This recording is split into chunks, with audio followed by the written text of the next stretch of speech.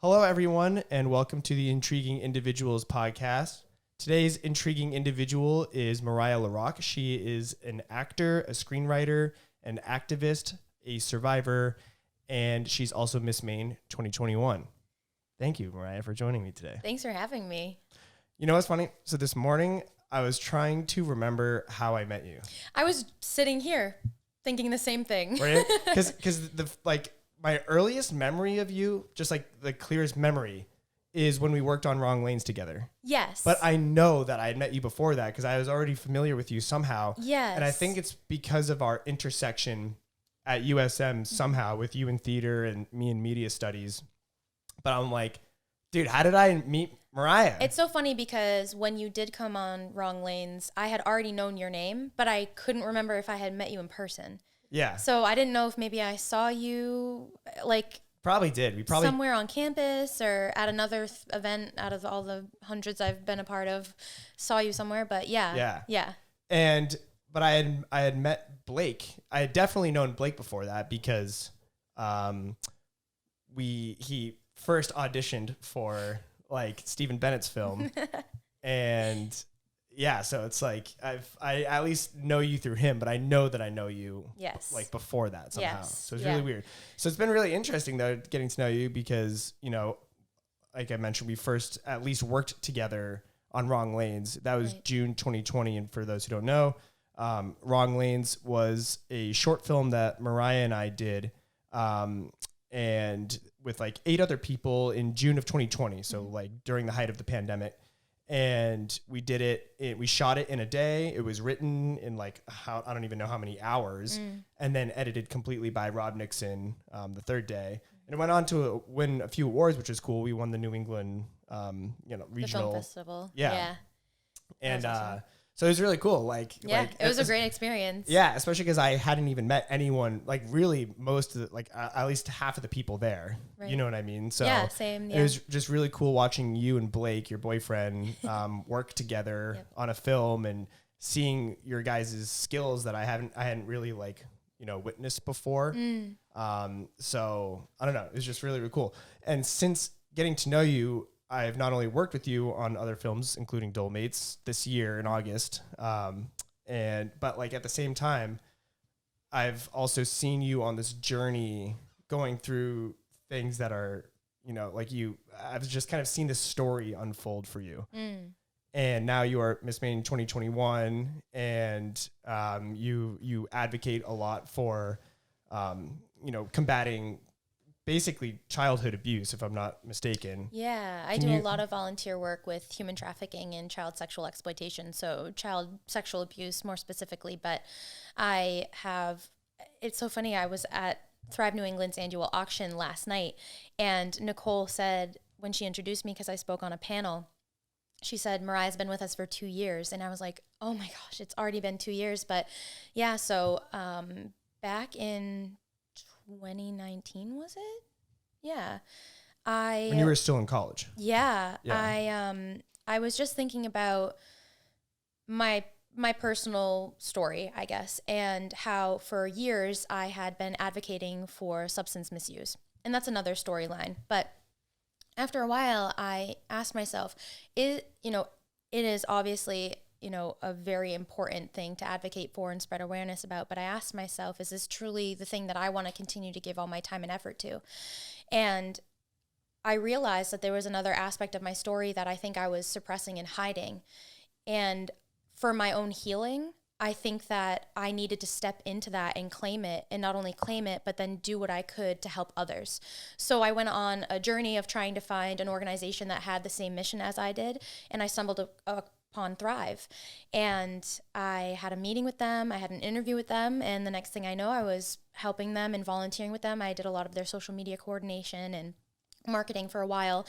And then when I won Miss Maine, I couldn't keep up. I have a lot of social media accounts that I run, and I do a lot of that. So I told them, I need to step back from social media, but this does not mean that I won't be an advocate. I am, please count on me to be feet on the ground, a voice out there that is doing all they can to help, educate others. And just, I I mostly try to share my story to inspire hope and change, and just let other survivors know that they're not alone, because I think that one commonality is that survivors who don't share their story, other people don't hear them. So we all try to rally together to let our voice be heard, and hopefully other people will be like, wow, you know, if she can, and I can seek help, and I can, you know, find strength and use resources to be safe. So yeah. Can you explain what Thrive is? Yeah, it's a nonprofit organization that helps to combat human trafficking and child sexual exploitation in the state of Maine. They have resources available through survivor leadership programs. So people who are combating, you know, their own specific issues when it comes to trafficking, Thrive has people available to speak with, to help them have those resources. So let's just say you can't get a job. They can help talk to you and work with you to help find those resources that are available, jobs that are open. They do, for children who are coming out of trafficking situations, they help try to find foster homes that are open, because that can be extremely difficult. And there aren't a lot right now. There is a huge demand for those. And outside of that, one thing that Nicole just said was that she is currently working to create an app that would be kind of like an emergency app for people who are in trafficking situations or exploitive situations, that they can instantly be connected with somebody who can help them, which I think is one of the greatest tools that they would probably be able to create. Almost everybody has a phone or can get to a phone, and if they can get to that app, I think that would be crucial and wonderful. So I'm really excited. You know, the more funding that they obtain, the better they can make every aspect of their organization, the stronger they can grow it, and the more change they can really implement across the state. And they're hoping to hit every New England state, and so far it's 3. So they're growing fast. And so do they have a big presence around Maine? Absolutely, yeah. And it's growing. You know, I think we can always say that there can be more presence, and it can be really hard. I mean, especially after COVID hit, it hit a lot. We know that. It hit a lot of organizations and businesses, but Thrive definitely took a big hit. And I think that, you know, finding a way to get donations, finding a way to get that support, getting the message out can always be really difficult. But they have stayed strong. They've stayed true. They know what their mission is. They know where their heart lies. And they keep finding ways to continue to spread the message. And just, you know, it's all about linking arms with like-minded people and then educating more people so that they can come link arms. So they continue to do that. So they must have a pretty small team. Yeah, right, it is pretty people. small, and it is all volunteer based. Right. So, yeah. And in your time there, have you seen like tangibly seen the way that they've helped others or saved other lives? Absolutely. Like actually saved lives? It's interesting because last night was the first night that I met most of the people. So I've been working with Thrive for 2 years now. But just because it's been like totally remote? Yeah, totally remote. You know, most of us are all throughout New England. Some people are in New Hampshire. Some people are all over Maine. And I've met Nicole before to do a couple different, you know, things with her. But it wasn't until last night that I met other people and other survivors. And I was able to hear their stories. And to hear how much this organization has not only helped them transform their lives, but transform their minds and their hearts and uplift them, provide them with a community of people that are there for them. I mean, you know, we have to understand that trafficking and exploitation, when you come out of those situations, there's a lot to combat. There's a lot of internal work and external work, you know, that has to happen. And one of the things I spoke about last night is how inspiring it is to see survivors and hear their stories and know that every day they are choosing to get up, to wake up, and to do that work that it takes to lead a healthy life, to get back on track, and to just keep going. It's not easy. And another panelist talked about how complex PTSD is often a diagnosis of people of exploitation and trafficking, and how that is similar to people coming back from war, soldiers.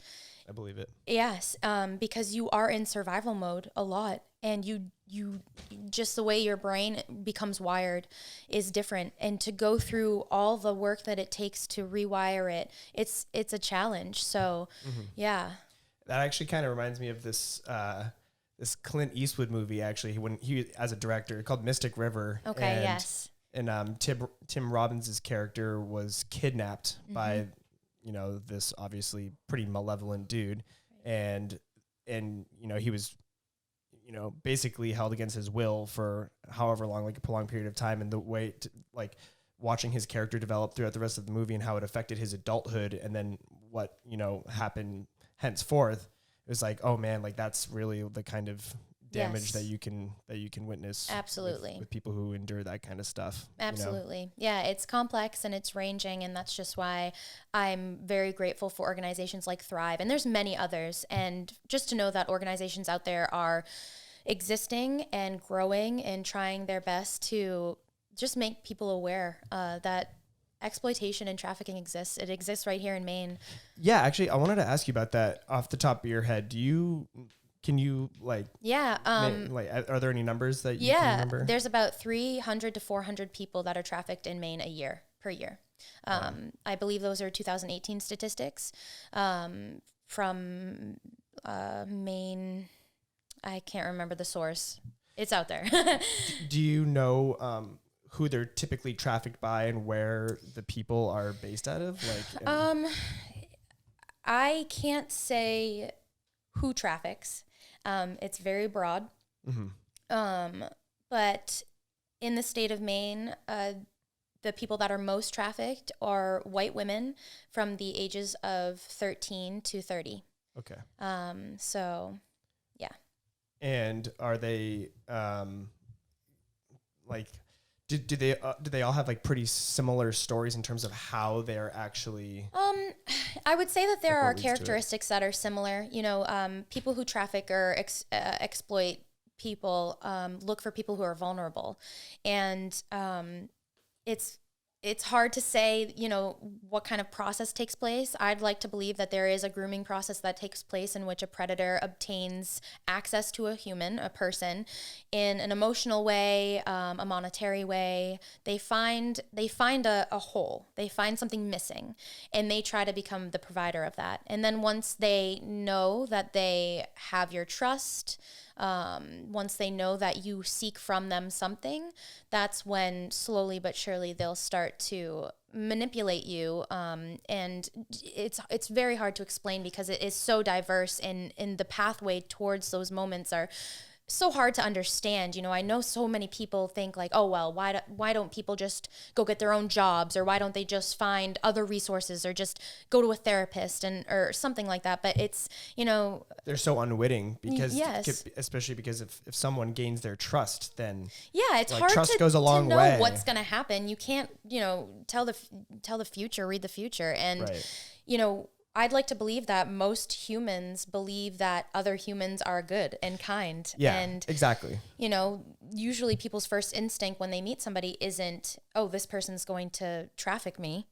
Right, exactly. Yeah. Well, that's what I mean. Like it's like when someone gains your trust, you don't, like, it doesn't really cross your mind like this person could have, you know, sinister intentions, malevolent intentions, you know, and then slowly they find out, like, obviously sometimes in the worst of ways. And and that's what actually must be really crazy and really, I don't know, just impactful for a lot of survivor types, is it must totally damage their trust in other people, and maybe even, I guess, make it more difficult for them to create new friendships or anything of the like, because how can they trust someone that has betrayed them so monumentally? Yes. You know what I mean? Like, that's it's easy to lose your faith in humanity. Oh, like absolutely. That. And that's actually a pretty good segue into my personal story. When you talk about losing trust and, you know, it's pretty much shattering the foundation of your understanding of healthy relationships, good people, who you know, who's on your side, who can you go to, all that. So when I was 11 years old, I was in middle school, and by 12 years old, I had been groomed by my teacher, a teacher at the school, and I eventually one day was locked in their room, and I was sexually assaulted. And I went and I sought help from school faculty. So I first told a school guidance counselor, and the school guidance counselor told the principal, and I was summoned to the principal's office, and I was pretty much told that I was lying, and that what happened to me did not happen. I was wondering if that's where it was leading. Yeah. Like they just disregarded your Yep, they your disregarded accusation. me. They told me that I was lying, and not only that, they told me that I had to apologize.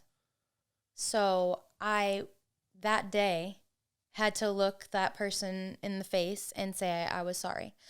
And, you know, we don't need to necessarily get into details here, but for 9 years after that, I was exploited by that person. And that's what happens when parents, teachers, adults don't believe children. You know, I was 12 years old when I sought help, and it landed me 9 years of exploitation. And I was 12, so I was still developing understanding of who I was, you know, who adults were, where, you know, what trust is, You're what at the love height is. of your developing stages. Seriously, yeah. Right. You're in middle school, kids are trying to find their independence. They're trying to find who they are, what they like, you know, what friends are, all that stuff. So yeah, absolutely. And at that age, a lot of things were totally destroyed. I mean, absolutely obliterated. And unfortunately, it really wasn't until 2019 that I started to get actual help for me to understand what had happened and why I am the way I am now. So that's a long time to go without any type of real guidance or healing. It was a lot of, you know, I definitely went down a path of, I felt I was like a lost dog. You know, I really was. I was scared. I didn't trust anyone. I made a lot of very bad mistakes because I didn't understand a lot of things. I didn't believe that, you know, people were inherently good for a long time. I think a part of me longed for that, and I hung on to that. But I was very scared of people, and I became a people pleaser. I just sought to make sure everyone else was happy and taken care of. And it was probably more of a defense mechanism. But yeah, and so when I hear other survivors talk about, you know, I lost trust, I lost faith, I lost hope, you know, I really relate to that. And it's a message because I think a lot of people, even if they haven't endured, let's say, exploitation or abuse, you know, we all go through periods in our life where we lose trust with somebody, we lose hope about things. And so I hear these stories and I see these people, I meet these people, and they've gone through wild things, yet they stand every day and they are choosing to find trust, build trust, find hope, find courage, find all those things and just rebuild. And so I just look at them as inspiration. But yeah, absolutely. It takes a toll on those basic, wonderful characteristics and shared humanity. And I'm constantly in awe of survivors who are able to stand back up and rebuild that stuff. Did you ever feel, I imagine that experience probably damaged your trust, particularly in adults, Yes. because it felt like they're probably all conspiring against you. So did you ever have any sort of like rebellious period where you just said like, screw every last one of you, like you're all, you know, like none of you take me seriously, and like, why should I abide by anything that you... Honestly, I am kind of proud of myself in a sense, because I never strayed too far away of trying to do my best. When it came to getting personal, like, this is hard for me. Most of what I do is difficult for myself. I have a hard time talking. I would say that at one point I really lost my voice. I did not know who I was at all. And just being vulnerable and opening up is something that's really hard. But I don't think I'd say that I had a rebellious stage in a sense that I wanted to get back at people or wanted to just not listen or not do the right thing. It was more of, I think, just who I am is the type of person that I wanted to do good for myself, even though I knew I was struggling. But yeah, it definitely warped my perception of teachers. It warped my from middle school, high school, through all the way through college. I had a very difficult time fully trusting teachers. Can I ask, are you a person of faith? Yes, I am. Have you been most of your life or all of your life? Or? Yes, I have. Okay, because the way that you sort of describe this experience sounds like someone of faith, because when something that devastating and traumatic happens to you or to someone, I feel like you are immediately, I guess, predisposed to, I guess, like nihilistic beliefs, to nihilism, to the idea that nothing matters. You know what I mean? Nothing really matters, and everything is subjective, and, you know, to hell with it. And like, that's what really can make people cynical, and just, and rebel. And I guess, you know, like maybe go down a path of either self-destruction or hedonism or anything like that. Because if nothing matters, you know, if there's nothing fundamental that is worth pursuing, or nothing greater than this, you know, devastating traumatic experience that I've experienced, then like, to hell with it. Like, yeah, why not do this stuff? Yeah, absolutely. No, I hear that. And I'm not going to sit here and say that I didn't have moments and I didn't do things like, you know, I would, you know, and I don't want to blame everything on my trauma because there are moments where you do things and you know what you're doing. But looking back now, after having more of a firm healing process and working in therapy and just, you know, diving in deep to do good work, I can look back and see moments where, yeah, I made choices directly based on the trauma that I endured, and they weren't good choices. But yeah, as somebody who is faith-based, you know, I truly thank God every day that the path led me back to healing and to goodness, and that faith was always there. I guess I can say that I never truly felt abandoned by my faith. That was always there, and it at moments was the only thing that kept me alive, for sure. Because as a child, especially growing up, you know, what happened to me was on the news. The person that did this to me went to prison, and it was on the news, and I was in high school, and it was Sorry, didn't mean to interrupt. No, that's okay. Well, I was wondering if, like, did it go prison for unrelated? No, prison because, so I ended up actually working with the FBI. Like, this was a huge thing. Yeah, wow, it was wild. That was most of my most of my middle school experience. Going into high school, I had stakeouts with the FBI. Like, it was like other 13, 14, 15-year-olds are out going to the movies and having sleepovers, and I'm up at 1 a.m. with the FBI at my house. Like, so you're acting almost like an adult. And then, yeah, like, yeah. And then, you know, walking through campus in high school, and people saying that I went to, you know, middle school with, like, oh, did you see what was on the news last night? Like, I can't believe that happened. That was my teacher, like, all that stuff. And just having to be like, oh, wow, no, I didn't see that. Or, you know, I don't remember that person or whatever, but knowing, you know, inside. And so, yeah, I feel like I can't remember where we were going with this.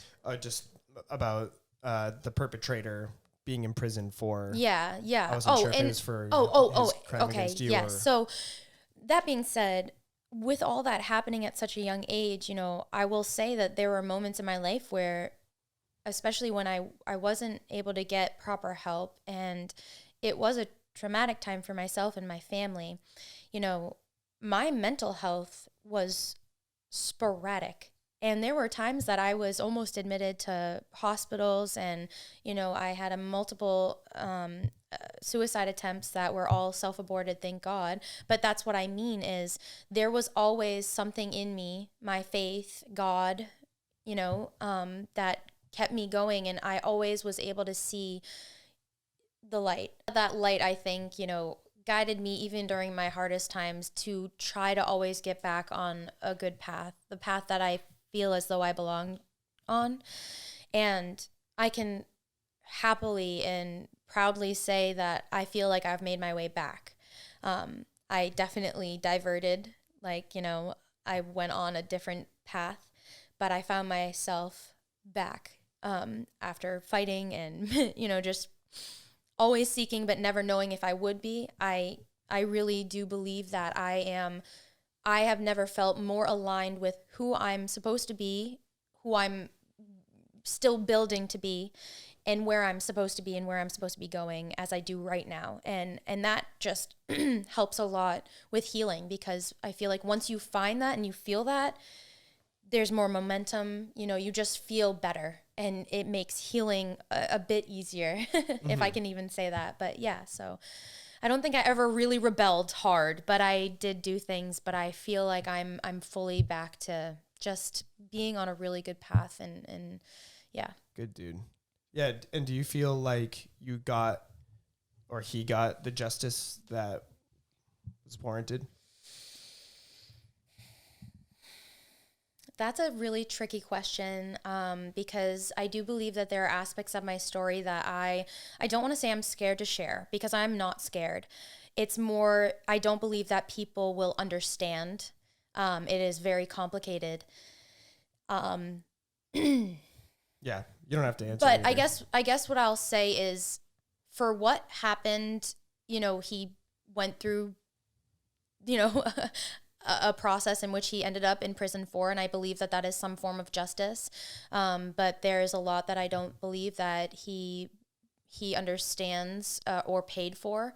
And so I guess this is a good segue into where I seek my own justice and where I claim my own story. And part of that is being able to do this, just talk and try to share what has happened to me and what I hope I'm doing with these organizations, but also how, as a person, I can seek my own justice, and I do it through art. So yeah, in college, so for a while I had this crazy idea that I would write a movie. And then one of my last semesters of college, I took screenwriting with Dan Chaimowitz. Who's and that guy? He's pretty cool. And I had never written a screenplay in my life. I you always wanted to? No though? idea. You always wanted to?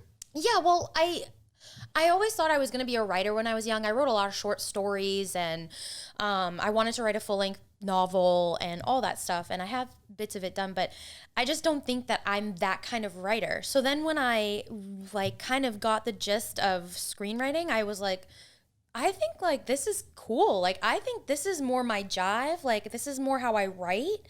And I like it because I came into screenwriting after I had done a lot of theater. So, and acting and reading scripts, and maybe not film scripts, but, but even commercial scripts here, you know what I mean? And so I was able to take my acting experience and that visual, and then visuals I've had from other movies, and try my taste out at it. But anyways, I really enjoyed the class. I learned a lot. It was awesome to hear other students work and be able to give constructive criticism, and hear from Dan and all the things that he's done and all the things that he's learned, and taking all of his golden nuggets and trying to put them into my own work, if I could ever do that. And so I ended up writing my first full-length feature film, and it is based on a true story. It's based on my story, and I do hope, it is a big hope of mine. I'm super passionate about hopefully one day either gaining the funds myself, making some sort of deal, or what have you. If I could just get this in front of people who are just as passionate about making this come to life as I am, I think that it would change the world. Yeah. Did you say it's a feature-length film? Yes, it is. Okay, yeah. Cool. All right, so you finished it a few years ago, probably, at this point? Well, no, a couple years ago? Finished it. What would that be? When did you graduate? I literally graduated before I won Miss Maine. I graduated this year. Oh. Yeah, so it was I can never remember the timeline. Yeah, it gets cloudy too. It was wild. But yeah, I literally took screenwriting, and I didn't finish the film fully while I was in class, but I told myself I'm not going to let this go. I need to wrap it up. And one thing that, I feel like screenwriters, and Dan has said this, you could work on a piece forever. It's never truly finished. Yeah. You really have to find, you have to find it in you to be listen, this is done. Sit it down. You can revise and stuff, but if you never try to cap it off, you'll just work at it forever. Mm-hmm. So the best thing that I could have done was do it, say it's done as it is right now. And I made copies of it, and I sent it to some of the people that I felt most comfortable having them read and give me the constructive criticism. Because, at the end of the day, it is a movie. I'm trying to write a movie here. So it's important that I get people's, constructive feedback. Mm-hmm. And it meant a lot to me. You know, I had a couple people read it and let me know how it came across, what they wish they could see more of, what they were lacking, what they felt was too much, or what have you. And now as the writer and as the person that, you know, this is based off of, I get to take all those really great pieces of advice and see what works, see what doesn't. But yeah, at the end of the day, I feel really proud of this. I feel really excited about it. And I'm very passionate. I do believe that once I go through a last edit, I'm going to print it, bind it, and I'm going to see what connections I can use to get it in front of somebody. Or, you know, I do want to be a part of the creative process. So I'm also hoping that's something that I can make happen. But yeah, I believe it's a powerful piece of work that could, you know, really make a big impact. So what's it called? It's called Good Morning Sunshine. That's an adorable name. But it's probably a dark drama. Yeah, film, yeah. right? I mean, it's interesting. I'm glad that you said that actually, because it makes a lot of sense. So yeah. Good Morning Sunshine. Now I'm curious. Okay, you've piqued my curiosity. Well, you're gonna have to see it in theaters hopefully one day. Yes.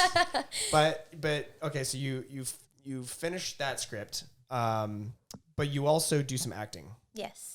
Tell me a little bit about that and your background with it and everything like that. Lord, I mean, you were a theater major at USM. Yes, yeah. I started acting though a long time ago. I think my first play was I was 5 and I was a duckling in That's Honk, also adorable. the play Honk.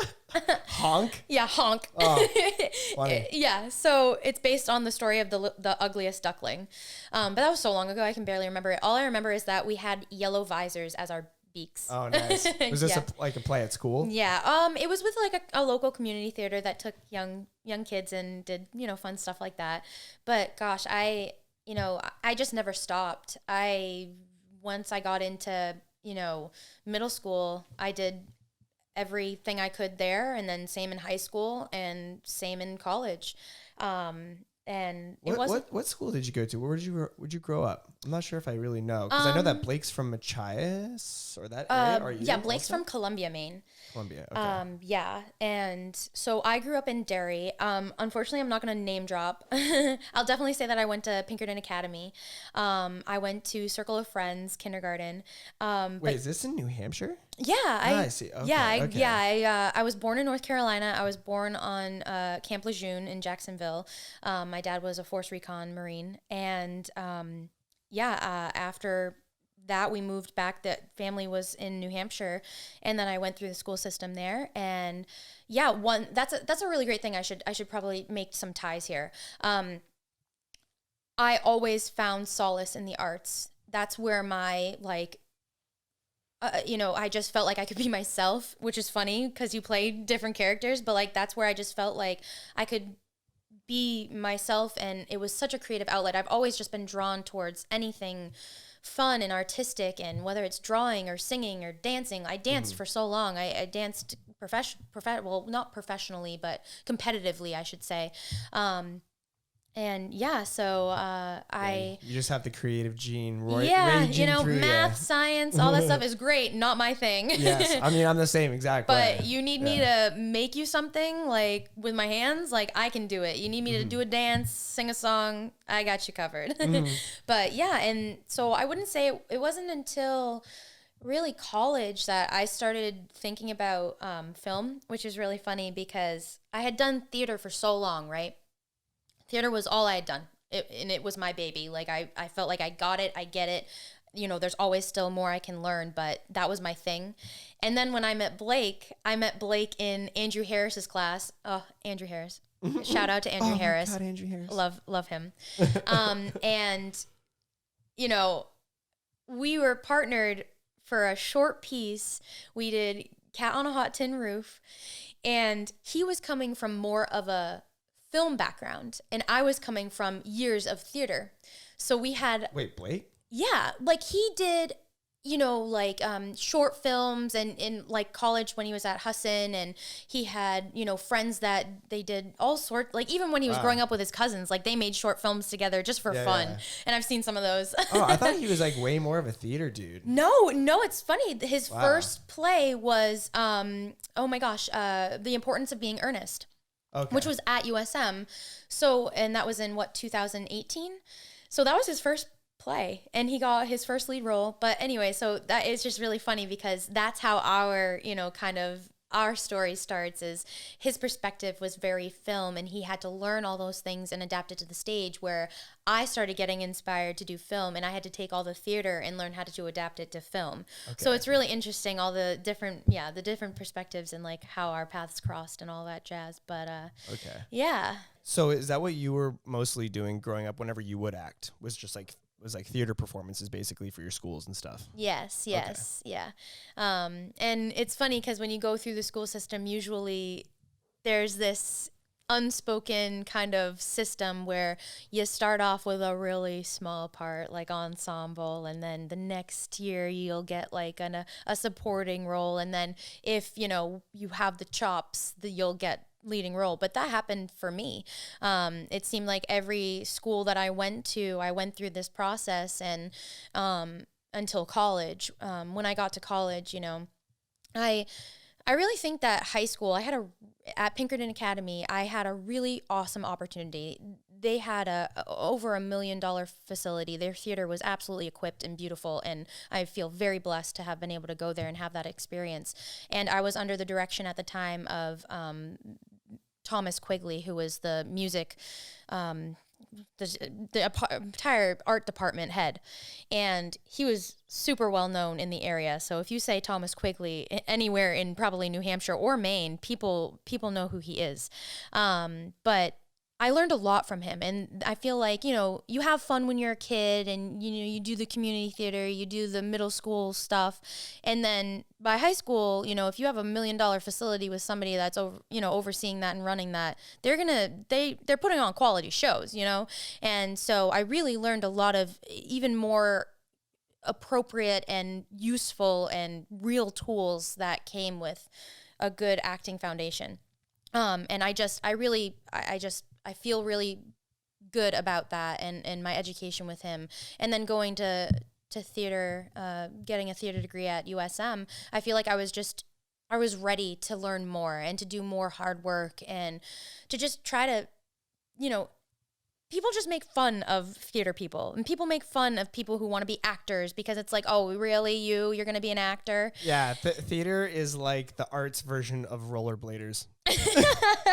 They're just so easy to make fun of. I like to rollerblade. Or like they're just like considered dorky or whatever. Yeah, but whatever. And then like on like a real level, people being like, how are you going to make a living? Like you're never going to make it, or you're never going to make that much money. So it's hard to talk about yourself and be like, no, I feel good about my acting chops or whatever, because what have you. But yeah, I think it really wasn't until college that I felt super like kind of good about what I had to offer, but also staying flexible enough to know that there's still more to learn, there's still more to grow, and I hope I never stop. I only always want to get better. So yeah, I felt really just great about the opportunities I had. I landed my first lead role my freshman year. I was in the language archive, and I was playing a woman who was getting a divorce pretty much, and she ended up opening by the end of the show her own bakery and all this stuff. But I was freshman in college, like 19, playing a full adult that was going through a divorce. I had these opportunities to start playing more rich characters rather than, let's just say, Cinderella or the Wizard of Oz. Like, know what I'm saying? It was the start of me really understanding that these characters are real, and they're real people with these full spectrums of life and moments, and how can I use my experience and myself as a person, as a vessel, to convey these stories. So being able to have a lead role in my freshman year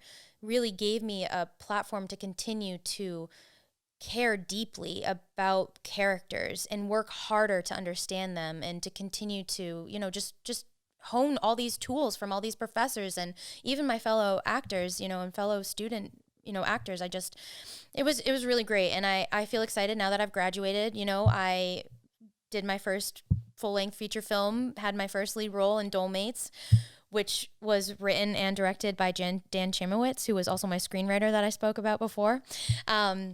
And whose house we may or may not be in right now. yeah, whose house we are currently in. But yeah, and that was wild because that was my first lead role on film rather than lead role on stage. And they're two totally different experiences.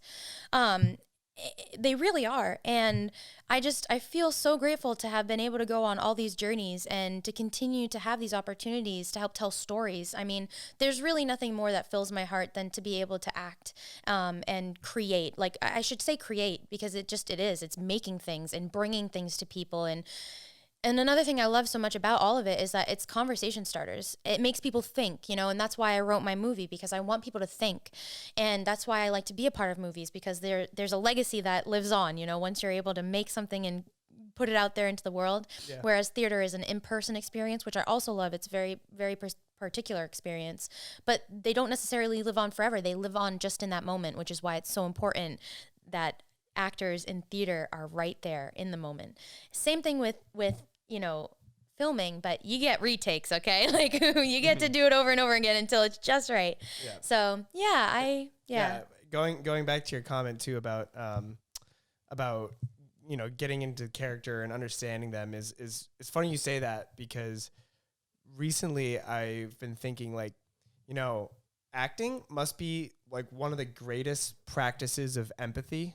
You know what I mean? Because it gives you an opportunity to really learn about other walks of life that would otherwise, would be alien to you forever. Absolutely. Like, I think of, like, I just watched earlier this year, I watched Hillbilly Elegy. And, it's like, what does Amy Adams know about being like an impoverished, abusive mom? You know what I mean? To her son. You know what I mean? Oh, I do. And one thing that I heard continuously in college while studying was, you can't judge your character. And that's a quality that I try to bring into my life. And it does. I mean, it helps you watch things differently when you don't judge, because I guess sometimes, and this might be silly, but when I watch movies, especially now after going through all this education, when I watch movies, I try to watch each actor or zone in on one actor and act as if I am them. Like, watch them as if it were me. Does that make sense? Like, because if I can do that, I can truly not judge, and I can only ever try to understand them. And when you can try to understand somebody like that, you'll know them better than anyone else, because you'll understand why they did something. Whereas other people might sit there and be like, oh, I can't believe that. If you say you can't believe that, you will never be able to do that. And that's what acting is you need to be able to put yourself in situations you would never think you'd be in, but you can do, because you can understand how and why they choose and do what they do. So I think that that's an asset. Any actor who can truly learn a character in a non-judgmental way and ask how, why, and always seek to understand the drive and what's forcing somebody to do something, you will go far no matter what you do. And you'll probably be able to bring a better character to life than somebody who is blocked off like that. Yeah, right. Yeah, I've read about how reading is also a practice in empathy, which is why kids are generally encouraged to read books so they can understand different walks of life that, again, would otherwise be alien to them as well. Absolutely. But like acting, I feel like is such a different, like, more visceral experience or something, just because it's so much more immersive. Like, you really do have to become someone else if you want to effectively, persuade the audience that you're this person. And speaking of that, also, going back to your comment about wanting your films to make people think, it's funny because I frequently think about this moment in class that I had, a film class with Kate Kaminsky. She was also at USM, and she asked the class, what is the purpose of films? You know what I mean? What's the ultimate aim? And a lot of people had different answers. And I think mine was maybe like to entertain or something like that. But then I realized that was also an incomplete answer, or not the proper one. And she said it's to affect, you know what I mean? I'm sure that maybe she's like parroting something else, but like to affect. Yeah. You know what I mean? It's Absolutely. Like, it's because films aren't just about entertaining, but they're not also just about educating or informing. It's just about affecting, which is obviously a really vague word, but but still, like, well, it that's your encompasses intent. so much. Yes, Right. it can encompass entertaining, but with an undertone of some sort of topic or to make somebody think something. So yeah, absolutely, that's great. Right. Yep. Yeah. So how many films have you done now at this point? Is it just a couple? Yeah, it's just a couple. I'd say I'm just getting my feet wet. I did Dole Mates. I've done Wrong Lanes. I've done a couple commercials. Like, I'm signed with Dirigo Talent Agency here in Maine. So sometimes I've done some healthcare, like, work shoots and stuff. Like commercials. Yeah. Right? Like promo stuff. Yeah, like health videos. Yeah. And I just did the 48-hour film festival. I really love our team, and I'm just excited always to get together and do awesome work with new people, old people, and just bring all of our really awesome skills together. But yeah, I'm very passionate about seeing, what I can do in the film world. I really like it. And I was going to say this earlier, but full circle moment, I would dare to say that I'm starting to have more of a passion for film than I do theater now. I don't know if COVID has an effect on this, just because I didn't know if it would ever come back for a minute there. But I think, spending time now writing a movie, spending time writing short films, and then Blake Wright and Henry Riley, so Henry Riley Productions and Blake, they've come together to create this business called Real Shorts. So what they do is they work with actors or people that want to kind of showcase or highlight their skills at whatever level they're at, on top of maybe having some better reel material, because we all know how important having some real material is nowadays. So they offer opportunities to work with up-and-coming actors of all levels to create short films that highlight their strongest assets. So you get to pick a genre. You get to talk about what, if you have a story in mind already, you get to, and they will write it for you. They will bring the supplies, great equipment, great people to work with. And so, I highly recommend people looking up Real Shorts online. And if you're interested, definitely. We do some good stuff. Yeah, support local. Right. But yeah, and I love being a part of that. I act sometimes, I help run the social media, but those are things that, I'm very interested in. I mean, you just want to, if there's something that I can say to anybody who is into acting, whether it be on film or theater, surround yourself with like-minded people who are just as passionate, and try to make strong connections with people that are like that, and find a way to be doing something, whether you're writing something on your own, or you heard a friend who has an idea, or somebody's looking for somebody to work, even if it's backstage, if it's getting people coffee. Seriously, do it. Do anything just to be there, because once you show up, once people see you, they'll know you, and you will be able to create your own pathway towards whatever success is out there for you. So you just got to start somewhere. That is why networking is never underrated. Yes. Never underrated or overrated. Maybe overrated. I don't know. It's never, it's always a good very choice. Practical. Yes, exactly. So can you tell me about, what, it kind of blows my mind that, even though you have this really extensive background in theater, you're still really new to film, and not a lot of actors get, a feature film for their second movie ever. You know what I mean? So can you tell me a little bit about that and what led to Dole Mates? Yeah. And well, I guess I'll start by sharing a short story where it was my first experience auditioning on film. And I think it was for Adam Sandler's second family movie. I can't remember what the name of it was. It was a while ago at this point. Okay. And Click? Was that it? No, there was like like softer Adam Sandler movies. It was like based on a family. I can't even remember what it's called, but it had to do something family, and people will know that. Mm-hmm. And it was the sequel to it, and they were holding auditions, and I went to the audition, and I got a call back. So I was feeling good, like, call back, it's gonna be great. And I went in there, and I did it, and then they asked me to do it differently. And the second, they wanted me to like scoff or something. And nowadays, I'm sure like a scoff on film would just be like, just very soft, very light. And I was full like,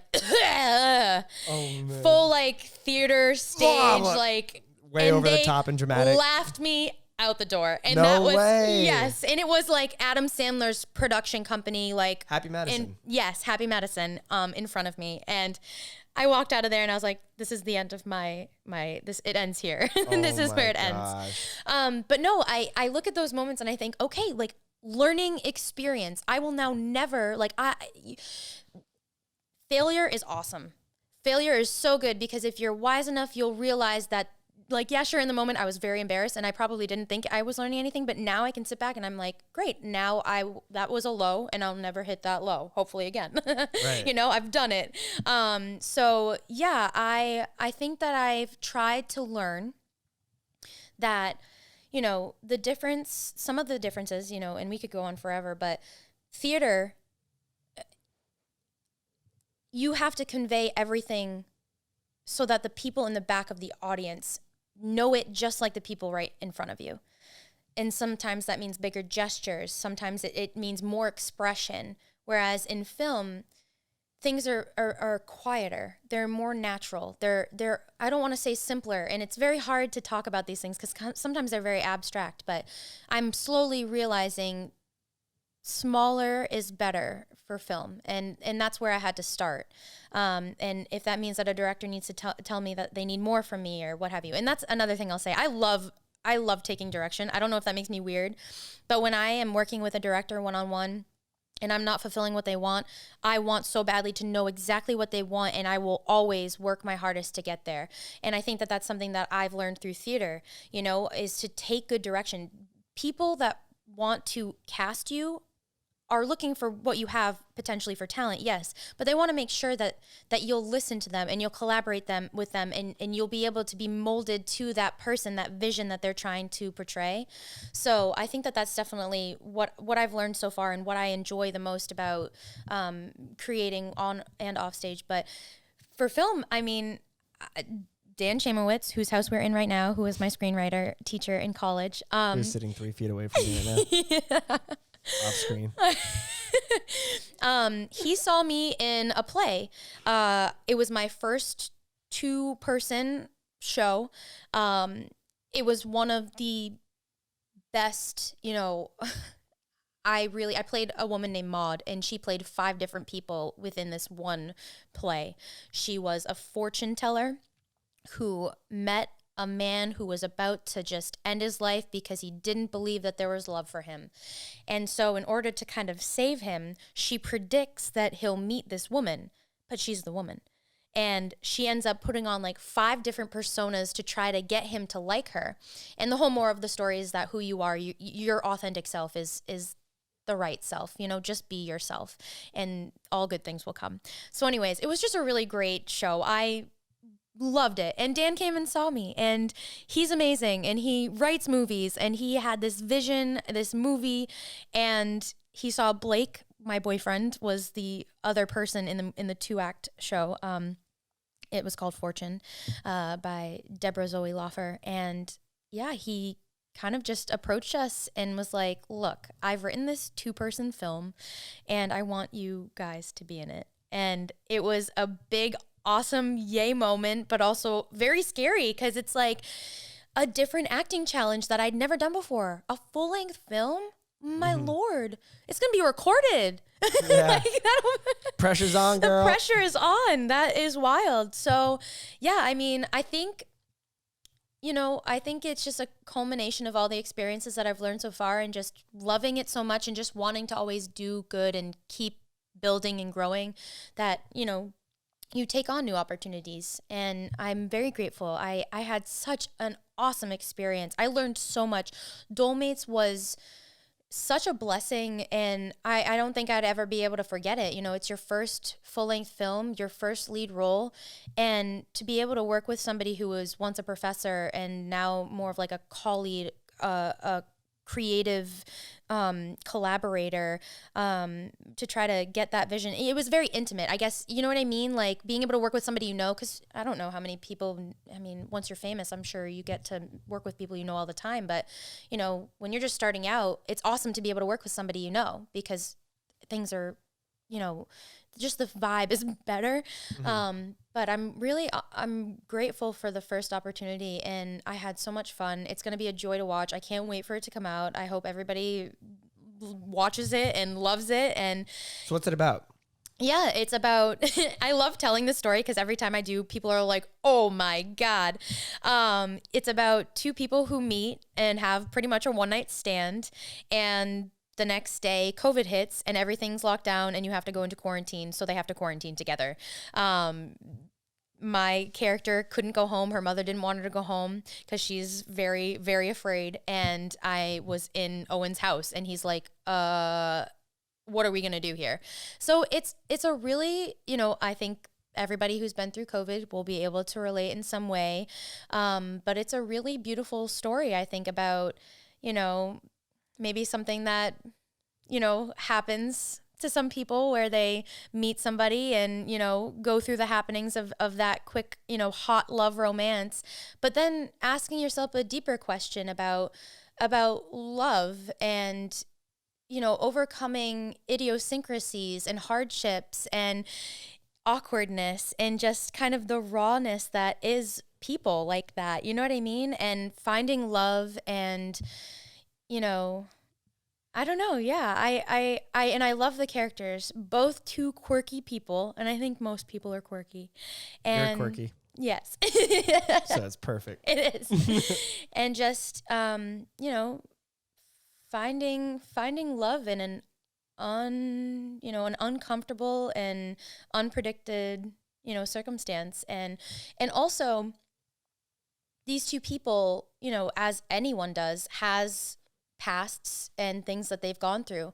And through this isolated situation, those things sometimes come to the surface. And I think that it's a really good testament to, things that we get fearful of and hide that are parts of ourselves. Sometimes the best thing that we can do is find somebody who we can bear those parts of ourselves to, and open up, and sometimes true love is there. So yeah, it's quirky, it's fun, and it was a blast to be a part of. And I hope there's more to come in the future too.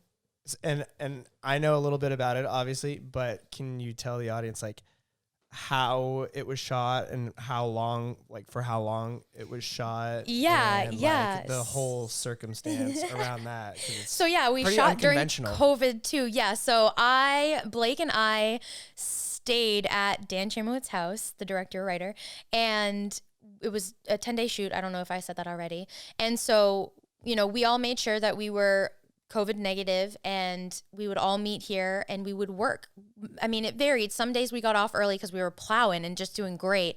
And some days were a little longer, but yeah, we usually started 8:30, 9 a.m. and we went until, 6, sometimes 7, I think the latest. We had some longer days too, but and we are all USM pretty much affiliated or knew Dan through USM and gosh, it was so awesome to just see people my age having opportunities, like Angie having DP and Zach and you being there. Just, it was really awesome to see all of us being able to hone in on our skills and deliver it for this piece. So super collaborative too. But and it's all shot in one space too. Yes. One room, which is big also elephant in the room. Why am I missing it? No, yeah, sorry. all shot in one room. The whole thing over 10 days. 10 days. That's a lot of intimacy between. Yeah, we got pretty close. Yeah, we all got pretty close. Can I ask you too about the relationship, I guess, between theater acting and film acting? Is it more forgiving to shoot film versus acting in absolutely theater? Yeah, you can make a million mistakes. You could just keep going and messing it up over and over again, and unless you don't, you might get fired at some point, but if your director's willing to work with you and they want something from you, they'll just go until you get it. Obviously work within those parameters. Don't, if you're struggling that hard, but yeah, theater is different because the night of, you mess up, you better roll with the flow. You better just keep going because you can't just be like, I'm sorry, everybody. Let's just exit, come back, we'll lower the curtain, we'll try it again. Like that it doesn't happen. So yeah, do you feel greater pressure in doing theater than you do in film, or that's is it really even interesting. Similar? I think I actually feel more pressure on camera. Okay. I know that there is such a great leeway for me to be able to find it and get it right, and I can mess up and keep going, but I do feel a pressure every time to get it right. Mm-hmm. With theater, you know, you have rehearsals, you know, sometimes for months until opening night. And it's usually by opening night, you feel, you know it better. Does that make sense? Mm-hmm. So even though I feel pressure to complete the entire play or musical to the best of my ability with the direction I've been given that night, it's by that point, it's very fluid. You know, you've gone over it and over it and over it. You know every move, you know every inflection. I think sometimes with film, you're not there yet, but you can keep getting there. But there is a pressure to get there so that you can keep moving on. You don't want to be the person that held up, you know, the whole production team and your cast and crew, you know, just because you couldn't say the word right or get that feeling or that emotion or get, you know, the blocking correct. But yeah, definitely a little bit more of a pressure for on film, I think. It's so crazy because I watched Hamilton earlier this year, or most of it anyway, and I know that it got all this hype, but it deserved it. And I finally watched it. I'm like, dude, how in the hell do these people perform this infallibly without error every single time? It's amazing. Like, it truly is a marvel to me. Oh, yeah. You know, it's something to behold. I did the same thing. I didn't watch Hamilton for a long time. I'm one of those people that when everyone in the world likes something, I can't know what it is. I'm the same I don't know why, yeah. what it is. I wait. So I waited years and I just watched Hamilton, and now Did you? Oh my gosh. Okay, listen. But yeah, so I know the whole track and I love it. And it's true. That's what talent is. Like, that's what people who love what they do and they study their characters and they listen to their directors and they collaborate and they do all they can to convey that message every night. And that's what's important about theater is sometimes things change. Sometimes a mistake happens. You can't help it. It's real life. Mm-hmm. But for the most part, you are giving the audience that same experience every time they walk through the door. That's what it's all about. That same message, that same feeling, that same effect. Mm-hmm. And I marvel at them too. Hamilton, especially being able to see it, like it being recorded too. So that's a whole nother thing. It is a play musical that was recorded and is now turned into a movie. Beautiful. It is amazing. I when I won Miss Maine, my executive director, Sarah, she asked me if there's one thing that I could do this year that like kind of is crazy, a crazy dream. I told her that I would want to go see Hamilton on Broadway and meet Lin-Manuel. Mm-hmm. But that's probably not going to happen. But yeah, I marvel at Broadway stars that just give themselves so completely to a character. It's just, it's always such an inspiration. So this is a great third segue of the podcast episode because you mentioned Miss America. Yes. So it's interesting that while you shot Dole Mates, you were still in this process of, I guess, like competing to be Miss America. Like I was watching you on your laptop a lot or on your phone, like creating these fun, like, I don't know, videos. I don't know if that was even really related to Miss America. Yeah, no, most of it was, yeah. Okay, yeah. And so, you know, you had this going on kind of behind the scenes. So, but now as of last month, October or September, I think September, you were crowned. No, I was crowned in June. Oh, June? Yeah, what? I was Miss Maine, yeah. What? I thought I saw this big announcement like a month or two ago from you. I haven't really been on social media. No, that's okay. There's a lot of big announcements at least often. Facebook. Yeah. I think that's why I'm like, what is going on with Mariah all the time? I was crowned June 19th. And yeah, most of what I was doing when I could, creating videos and stuff like that is, you know, it's always such a fine line right now. I love being creative. I love like sharing things on social media, and I always want to give my audience, awesome stuff, as awesome as I can make it. But I try my hardest to also live life and not be totally, on my phone all the time. It's very difficult. I think that sometimes nowadays the job of Miss Maine, especially with COVID, sometimes it's hard to travel. People aren't booking as much. You can't travel as much. There's all these parameters. So having a voice online is something that, we try to do just so that people know we're here. Hi, we're here. Right. So yeah, while we were shooting for Dole Mates, I made some video footage just to show people like this is another aspect of who I am and what I like to do. But I was also getting ready for the Show Me Your Shoes parade. There was all these other I had small bookings that I had to go to, and events that I needed to make appearances at. But yeah, it's really been a blessing so far. I mean, and I expect it will be until, the moment I crown my successor. I feel so honored. Miss America, I have to say, and this kind of ties everything all in together, my story, my passions, and where I am right now. I was going through a whole heck of a lot when I was in high school still. And there was a point before I graduated where I didn't know if I'd be able to go to college. I didn't know if I was emotionally okay to go to college. I definitely knew I was not financially prepared to go to college. And it wasn't until someone introduced me to the Miss America organization where I realized that I had the opportunity to earn scholarship dollars that would pay for me to go to college. And I was like, yes. And I get to sing. That's cool. Like, I sing. And I get to talk about things I'm passionate about and volunteer. Heck yeah, that's something I'd love to do. So from 2013, 2014 till right now, I have dedicated, I took 1 year off, but I have dedicated the better half of 7 years to volunteering and competing and being advocate for Miss America.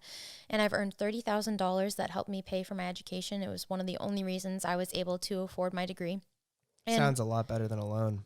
Yes, it is. It really is. Thank you, Miss America. And what people don't know, I think we're in a really exciting pinnacle moment for Miss America right now, where we are trying to change the perception. We're really trying to show the world a different side of what Miss America is, because I think when we say Miss America, everybody has this idea in their head of, just like a beauty pageant. Just a beauty pageant woman who's pretty that got crowned, or some sort of something along those lines. And yeah, look, I think women are beautiful. Like any woman who has ever been and will ever be Miss America will be beautiful. But listen, that's not all she is, and I think that that's what we're really working towards right now, is telling people that we are multifaceted and we are passionate, intelligent, hardworking, service-oriented women who, it's not about what we look like. We have things to say. We have things we want to do, things we want to change and have a bigger impact on the world. And not only that, we want to provide scholarship opportunities to young women who might not be able to afford to go to college. So if they want to study something and they want to make a difference, they can have that opportunity where they might not have outside of it. The Miss America organization is the top scholarship provider to women in the world. And that's amazing. And this is their 100th anniversary. And I think that it's incredible to know that they are really trying to shift this perception of people being like, oh, it's a beauty pageant. Oh, do the queen wave, to, oh, you want to implement change in politics? You want to, start your own nonprofit? You want to be, a motivational speaker across the country? What have you. I mean, there are so many different things we could go on about talking about it, but I just think that, we're really looking towards getting this awesome quote out. That is, we prepare the world for great women and we prepare great women for the world. And that is really what it is. So, yeah. What would you say has been the biggest challenge for you with it? Throughout the whole process, I guess, is it really, I know that it's really time consuming for you, but I'm sure it's also really rewarding in a lot of ways. Yes. But has there been any significant, I guess, hurdles or obstacles or just challenges along the way? My executive director, the first week I won, said to me, get ready for one of the most wonderful years of your life that will be full of highs and lows, but you'll have a team supporting you through it all. And I wouldn't say that there's one particular thing that's the hardest. There's things here and there that seem difficult, like, but I feel prepared for, and I've learned to reach out for help, or at least express, things when I have a hard time. But, you spend a lot of time alone. And that's the other thing is, people think like, oh, Miss America, you're going to be with people all the time. You're not. You travel alone a lot. And I went on national tour, and although I toured with the group of people, you are alone. Like, you work mostly on yourself. You get yourself ready. You help the crew set up and stuff. And with Miss Maine, I drive all sorts of hours, all sorts of miles by myself. I go to events sometimes by myself. And you're doing that this weekend. Yes, I'm doing that right now. Yeah, exactly. Right. Yes. So it's like a speaking. Is it like essentially just it's all like a sorts of different things. Oh okay. yeah. I mean, I have voice lessons tomorrow. I had a live auction. I spoke on a panel last night, like I said, and I had a production meeting on Thursday night. I had a meeting with my gown sponsor Friday morning. So it's all sorts of different things. Mostly, especially in Maine, because we're not well known and we're not fully supported. I think the main goal is to just show people who Miss Maine is, have her sign up for anything, really. I could give awards out at a ceremony, or I could be a speaker at a ceremony or some sort of event, or I could just do, princess night with little kiddos. So mostly the main point right now, I would say, is to just get people to know what we're all about, and who Miss Maine is and can be, and how it's different than the perception, and to get people to just realize that what we're doing here is really, really awesome. The scholarships, the skills, the friendships, the opportunities. I truly, I spent 7 years in the Miss America organization. I would not be able to sit here and speak like this if I hadn't been through hundreds of hours of mock interviews and really learning myself and feeling more comfortable with who I am. So yeah, I think that some of the hardships are, being alone a lot, the judgment that you get, the misconceptions that people have about you. Yeah, I think that those are some of the biggest ones, and then I'd say probably the last one is the moments where, this is only a year long. So it's a blip in my life, but it is such an honor. So when I say this, I mean it in a very human way where, say you spend 2 weeks being Miss Maine. Every day you're Miss Maine, you're Miss Maine, you're Miss Maine. Finding those moments when you can just be Mariah, finding those moments when you can just be yourself. And I say that while knowing one day I'll just be Mariah. But, it's important because you do have to embody a lot and be a lot for a lot of people. And I'll say this too, and this has been probably the biggest blessing, is that people in my life have said, you got a shot at being Miss America, right? Like, you could be her. And whether that happens or not, what is so wonderful to me is that the people in my life think that about me. Mm-hmm. That is lovely. That is so sweet. Like, in their eyes, I'm already there, Miss America. I don't need the crown. I don't need the job. It's how it feels in my heart. You know what I mean? So I think that that's one of the biggest, loveliest things so far, is that just the people that are supporting me already look at me like I'm their Miss America. So that's just like a wonderful little thing, That is very sweet. Yeah, it sounds like you have a good support system. Yeah, I'm very, very grateful for the people that are supporting me. It's really, I owe them a lot. So how do you become Miss America? Mm-hmm. Like, are you going to be actively competing again, or yeah? Are you just like, by being Miss Maine, do you get thrown into like a pool of other contestants? Yeah, so let me just break down how it works pretty much around the United States. It's not necessarily how it works right here in Maine, but usually what will happen is you start at a local competition. You do a local competition, and if you win, you become Miss, Flower State. And then you'll go to the state level. So you will compete for Miss Illinois. And then if you win Miss Illinois, you automatically go to Miss America and compete against all the rest of the women who earned their states. Okay. So in Maine, we don't have local competitions because we're such a small state. So what happens is you end up just signing up, and you'll be given a local title, and then you'll represent that local title at the state, and then whoever wins the state goes to Miss America. So I will be going to Miss America. I leave on December 8th, and I will have my interview for Miss America, the job promotion, hopefully, on December 11th. And then I will have prelims on December 12th and 13th. And then we'll have 2 days off because it's the 100th anniversary. So they're going to have a lot of different celebratory events, I'm sure. And then on December 16th, live, we don't know too much more of the details yet, but it will be live on TV. And that'll be the final night. So you'll see your top ladies compete, and then Miss America will be crowned. So it's very exciting. You're going to have a very busy holiday season. Oh, absolutely. Absolutely. December 16th is like, it might as well just have been on Christmas because with all the hype near that time of year, yeah, it's going to be magical. It's going to be magical. That's only a month away. I know. Yeah. So by Christmas there will be...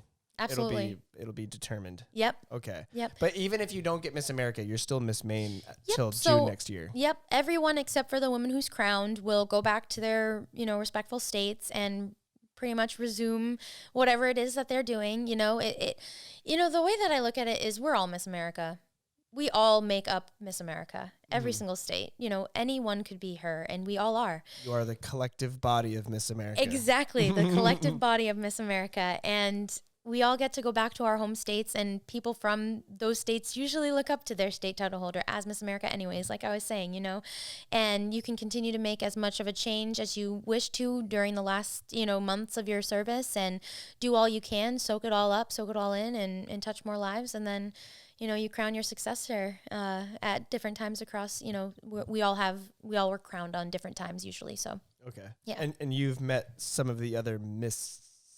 I've met them all. Yes, some all of the misses. Yes, I've met them all. Yes. Ah, okay. Yep, we've had so when we had orientation in Mystic, Connecticut, which by the way is where Miss America is going to be held, is at Mohegan Sun in Mystic, Connecticut.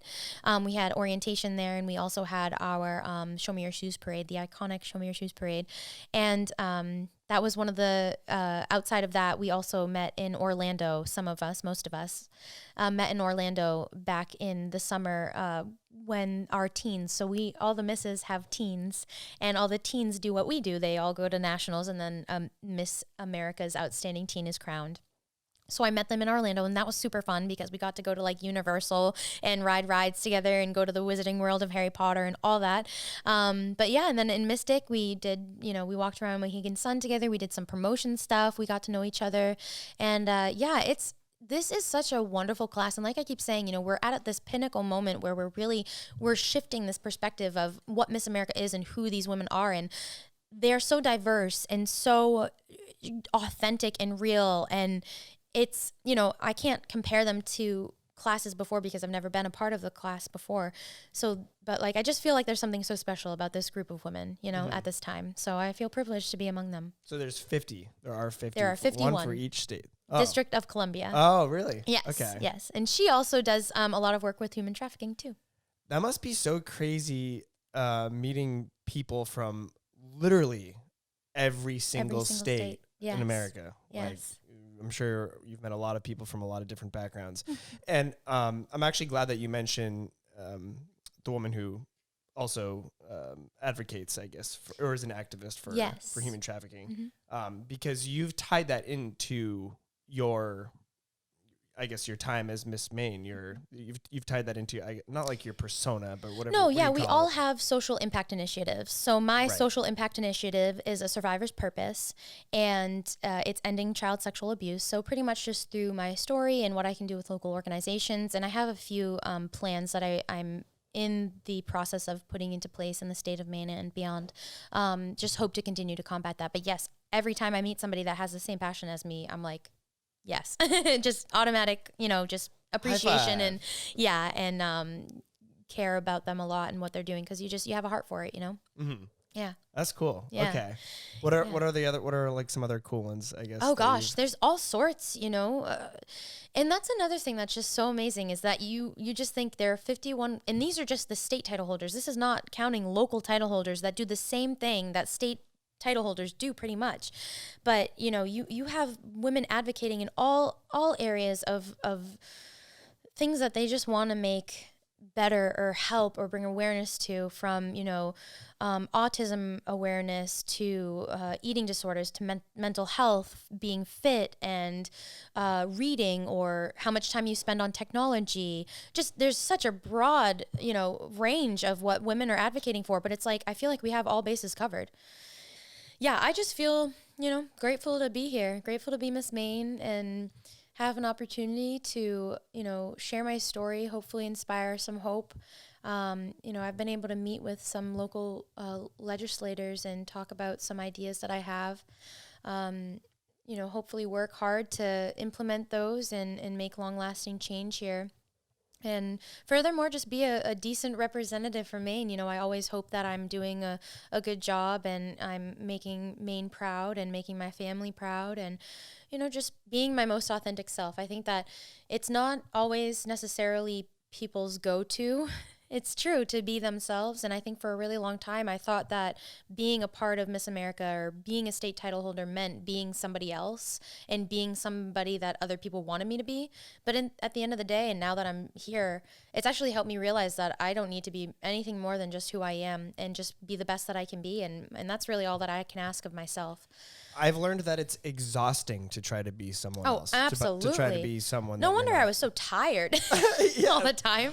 Seriously, yeah, because I was young too. 2013, 2014, I started, and you meet different people. You have different directors. You have some that really believe in you, some that might not believe in you so much, and that's why I think it's really important that we continue to harness a organization that is filled with people that truly believe in the women that they get for their title holders and empower them to just be their best. Because when we don't do that, we force people to constantly look at, do I need to do it this way? Do I need to do it that way? And, that's not to say that we don't have anything to improve on, but to be an entirely different person trying to fulfill this idea that just isn't them. I would rather every woman know that, we are cultivating a space where you being you is the best thing you can be, and that this opportunity is here for you. So yeah, I just to wrap it up, I'm very, very honored to be Miss Maine. I'm so excited to be going to Miss America and sharing my ideas. I have some big ideas that I'm kind of trying to keep secret until I get to Miss America and share it with the judges, and just see if I have an opportunity to go the long haul, make it and see what I can do there, and hopefully just earn some more scholarship dollars. I really would like to go pursue a master's degree. But yeah, I'm really, it's just a full circle moment, to one day being like, will I ever be there? And to be sitting here now and being like, wow, I'm going to Miss America. Mm-hmm. And also being like, wow, I'm going to Miss America. But yeah. Yeah. So yeah. Just to clarify, though, what I'm kind of, I guess, uncertain about is you've been involved with Miss America for 7 years, you said? Yep. So then how did Miss Maine come to be, I guess, like... So I started competing in New Hampshire. When? Yeah. In 2013, 2014. That was my first local title. One of my first local competitions, I should say. And then the first title I earned was Miss Seacoast, and then I was Miss Manchester. And then I was Miss Greater Derry, and then I was Miss Londonderry, and then I took a year off, and then I was Miss Sunrise County for the state of Maine, and then I earned the job of Miss Maine. Okay. Yeah. Wow. So that all of that is over the course of 7 years. Yes, okay. With 1 year off. Wow. Yes. Okay. So you've been competing for quite a while. Yes, and that includes like all the locals, because I competed at some locals that I didn't win. Yeah. And I just all the different awards, I received a non-finalist talent award, just looking back, it's just awesome because it all adds up to where I am today. All those moments, all those successes, even all the failures, like I said, I can look back and really learn. And I continue to learn today as Miss Maine. I do mock interviews with people so that they can hear me talk and tell me how I come across. And, they give me constructive feedback, and I am always so appreciative. But, I'm now, as a young woman, I know when to take it and when to leave it. But yeah, I'm really grateful for all the years that I've been able to compete. And it's interesting because once you go to Miss America, you're done. You can't come back in. That's it. Okay. Like, this is it. Oh, really? This is it. You're yeah. Like not only am I aging out for qualifying, once you're a state title holder, you can't like go back and be like, oh, I'm going to try in New Hampshire, or, oh, I want to be Miss, Sanford or anything. So, okay. Yeah, you're donezo. So is that how you're able to be Miss Maine? Because like you were only doing regional stuff in New Hampshire? So no, there's qualifications in order to compete. So at the time I was a full resident of New Hampshire, which is one of the qualifications, or be full-time student in New Hampshire. And so when I came to Maine, because I was a full-time student at USM, it automatically qualified me to be able to compete in the state. And now that I'm a resident, I'm fully qualified to be Miss Maine. So yeah, you can't, like, how do I explain this? People have a lot of different ideas about like, oh, if you start competing in one state, you shouldn't jump to another. But in my opinion, if you start in Miss America in your home state and then you travel somewhere and you're a student for 4 years in Vermont, let's just say, I believe that you've spent 4 years in Vermont. You're more than capable of vying for the title of Miss Vermont and using your scholarship dollars to continue your education. So yeah, there's different qualifications. And as long as you're working within those limits, you're more than, welcome to vie for a title that you believe you can fulfill.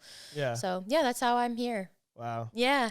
Dude, it's so sick that you've gotten so much financing for college through Miss America. So like that's so freaking awesome. Yep. I have very little debt that's left, student loans to pay back.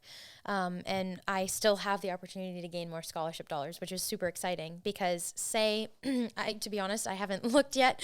After COVID hit and all the loans are deferred, I haven't taken a gander at what I still have left, but I know it's somewhere in the ballpark between like 6 and 10, that I have to pay back. And I still have opportunities. Like I believe, I might be wrong. I'll just ballpark it.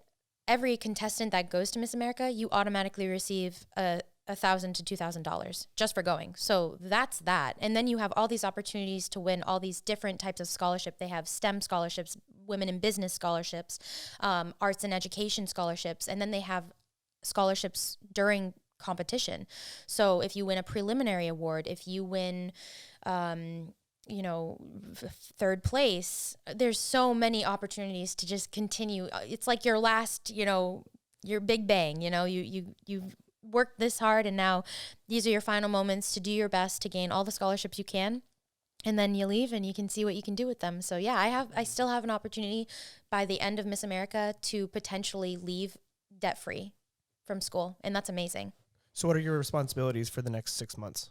Or I guess now, 7 months, whatever. Yeah, I mean, like I said earlier, your year really is what you make of it, especially here in Maine. It's very flexible. I get to share my ideas and what I want to do with my board. I know that some other states, the directors of the boards already have a lot of things that are in place, like places to go, people to meet, already in place. But in Maine, I really get to collaborate with my board and tell them, what I hope to do, what I want to do, maybe make some more sponsor connections, more collaboration across the state. But it really is what you make it.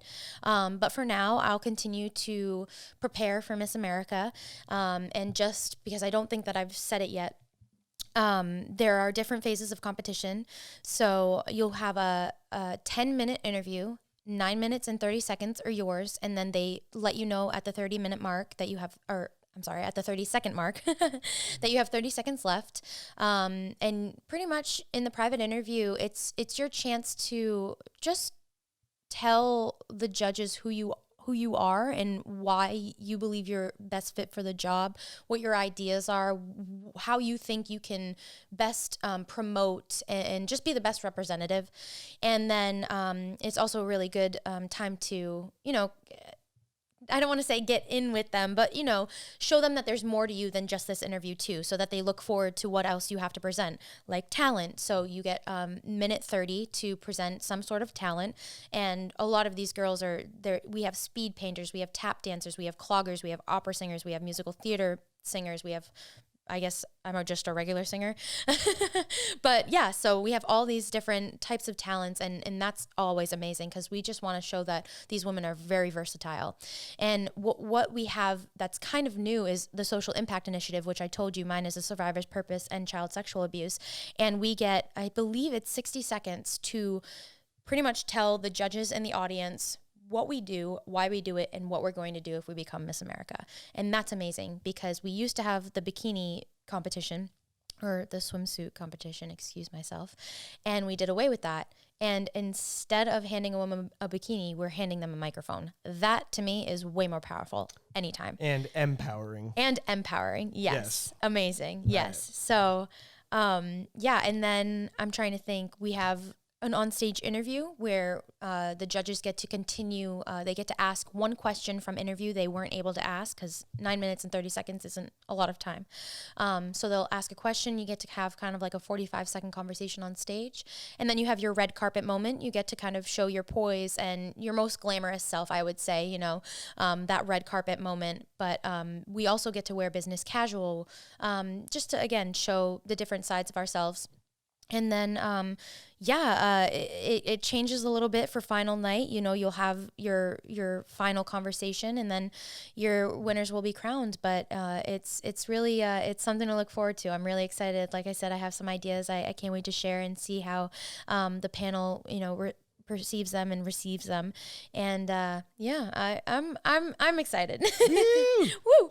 Wait, you said you're a singer. Okay. Yeah, I'm not. Which I've heard you sing. Yes.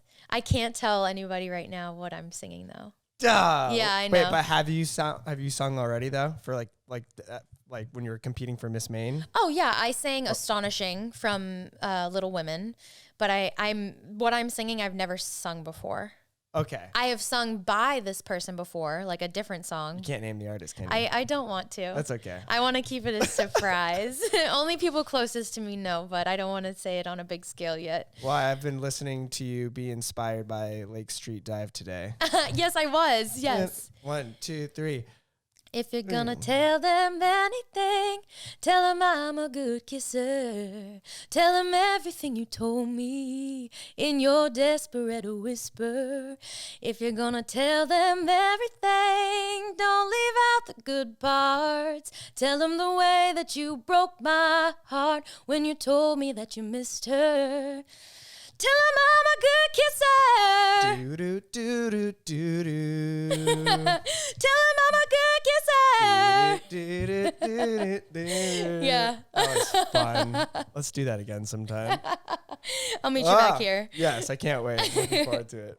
All right, sweet. Well, dude, I heard you're not only the songbird of your generation, but your voice truly does sound like songbird of my generation. It sounds like a combination of Jesus and Fergie. Oh my God, wow. Thank you, yes. Eric. It's from Step Brothers. I just stole that one. That's okay. Yes. Step Brothers getting me every time. I love that Jesus scene. and Fergie, there it is. Yes, I think that's moments before they do karate in the garage. Nice. Yeah. Yeah. Gotta love them. I love it. Well, dude, thank you so much for coming on this podcast. Yeah. I really appreciate it, and I'm really stoked that you've had a really badass year between graduating and becoming Miss Maine and being on Dole Mates, your first feature film. Like, it's been a pretty epic year for you, and it could be even more epic by the middle of December, which is freaking sweet. And I don't know, you're a very sweet person. You're a very talented person, multi-talented person. And you deserve to win everything. So thank you. You too. I'm really stoked for you, and I always love working with you, and I love chatting with you. So same to you. Yeah, I look forward to more things together, I'm sure. Hell yeah, dude. Yeah, and thanks for everybody that listened. I really appreciate the time if you did listen. Yes, for real. All right, cool. Yeah. Well, thank you, Mariah. Thank you. And I'll wrap this up. Thank you for listening. This is the Intriguing Individuals podcast, and it is satisfaction guaranteed. I love it. Sweet. Thank you.